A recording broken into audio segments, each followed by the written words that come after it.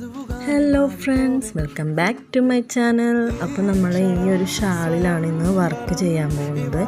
അപ്പോൾ ഇതെനിക്ക് പെരുന്നാളിന് കിട്ടിയ ഒരു വർക്കാണ്. വീഡിയോ അപ്ലോഡ് ചെയ്യാനായിട്ട് ടൈമില്ലാത്ത കാരണം വൈകിപ്പോയതാണ്. അപ്പോൾ ഈ ഒരു സീക്വൻസ് വെച്ചിട്ടുള്ള ലേസ് വെച്ച് ചെയ്യാമെന്നാണ് വിചാരിക്കുന്നത്. എളുപ്പമായിട്ട് തോന്നുമെങ്കിലും വളരെ കഷ്ടപ്പെട്ടാണ് ഞാനിത് ചെയ്തെടുത്തത്.